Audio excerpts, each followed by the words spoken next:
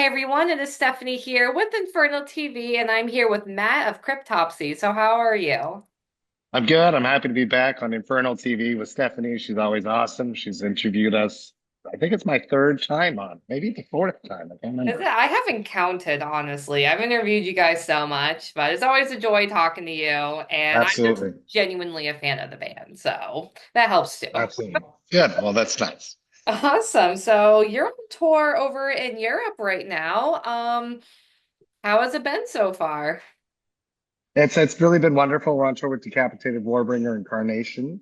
We're about a week into the tour right now, and there's been a bunch of sold out shows. There's more sold out shows coming.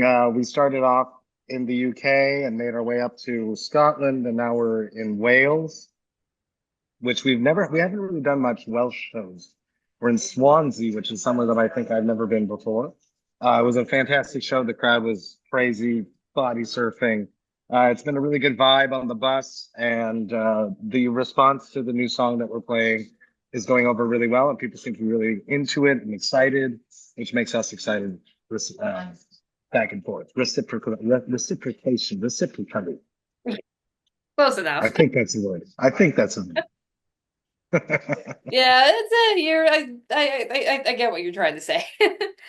So now let's talk. Well, you just mentioned the new song. Let's get into the new album, Insatiable Violence. When I was reading the press release, I found it interesting that you actually had a dream of this new Mhm. of the at least the album title. So can you talk about that dream a little bit? It was such a vivid dream, and I don't necessarily have the most vivid dreams, but this one I like woke up just remembering everything, and like the name was there, and it was in August of 2023, so before As Gamora came out, this happened, the dream sequence, and it was just about a person that was fixing a machine, working at it diligently. And then at night, they strap themselves into this machine, and the machine tortures them, and they love it. And then the next morning, they wake up and they fix the machine again to make it more efficient so that it tortures them more eloquently, so that they can just revel in the pain that this machine that they've created is causing upon them.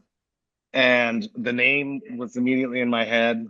It was a little bit longer initially, but we edited it down to An Insatiable Violence. And it's basically humans relationship with social media is really how I'm looking at this machine, the torturing aspect. Like when I write a post for the band, because I run the band socials, I tinker at this caption. I make sure everything looks good, and then I show the band, and then the band has their little edits, and we're tinkering, making it more efficient, the caption, and then I post it, and then I sit back and I watch the interaction and torture myself with either positive comments, negative comments. If the post doesn't do well, trying to figure out why it didn't go well. So it's this dark relationship that I have with social media because I'm so addicted to it, and it's something that I don't like about myself that I would like to change about myself. Is my relationship with social media, not being on my phone all the time, because there's always a reason to pick up your phone, and then you get trapped in some notification that just drags you, and all of a sudden 10 minutes of your life is gone. So the machine is the internet once again, social media, and we are the victims as usual. Yep, I'm sure that nearly everybody can relate to that concept, and it's a very important one. And I don't think one that's explored in this genre. So I really appreciate you all kind of taking that direction with this album. I definitely want to have something to say, so I have this platform. So I don't just want to say like it's brutal. I wanted to actually have a moment of like if I can make, five people think about their relationship with social media because of this record, then I've done something at least good in the world.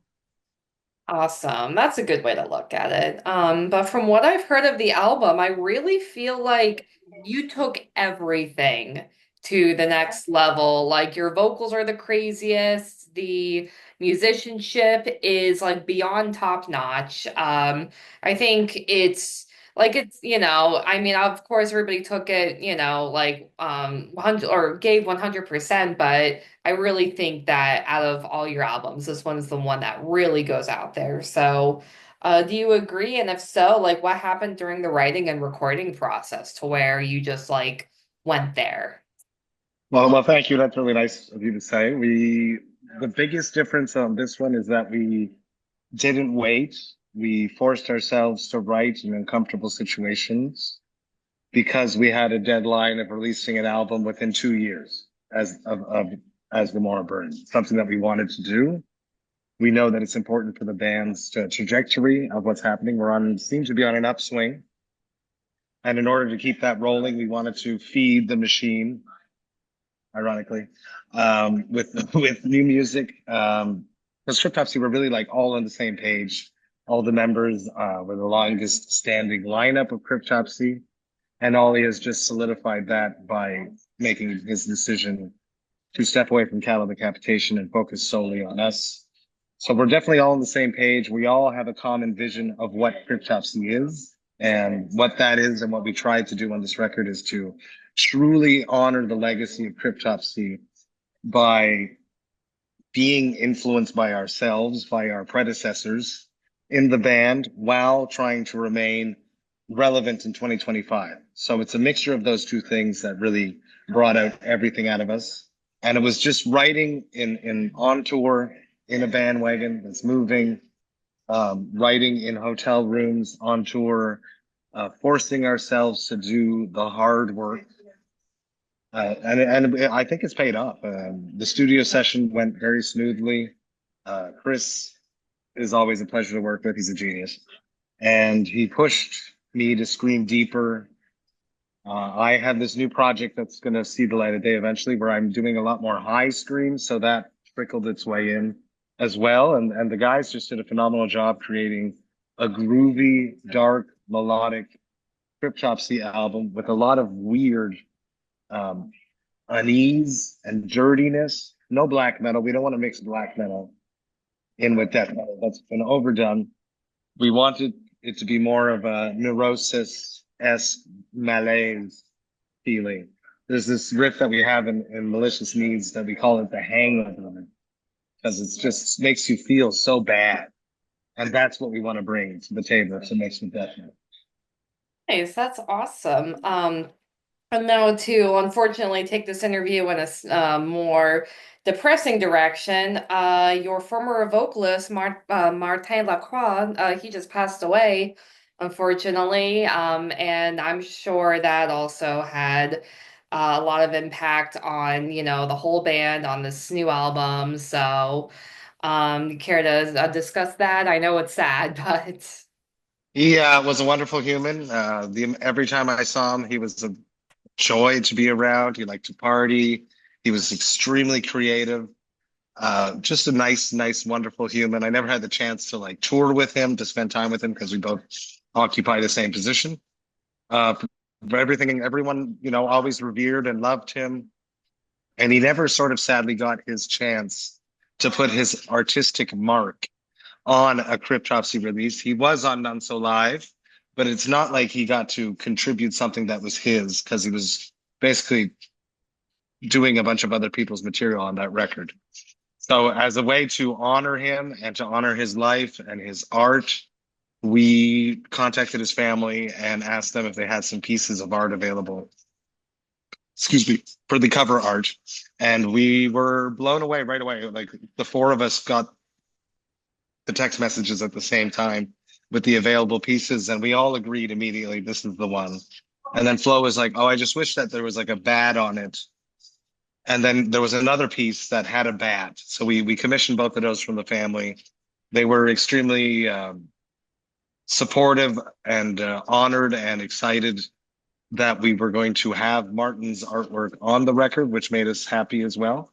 And it's just a nice, easy way for us to tell our good friend that's no longer with us that we love him and we miss him. nice, that's awesome. Now let's discuss your label change really quick. You released the previous album as Gomorrah Burns on Nuclear Blast, and now you're on Season of Mist, releasing An Insatiable Violence. So, what can you discuss with the switching of the labels? We wrapped up our contract. It was a one album deal with Nuclear Blast. So once that happened, we did discuss with them to continue the relationship. We wanted to really have a home because we were independent for so long, which was difficult.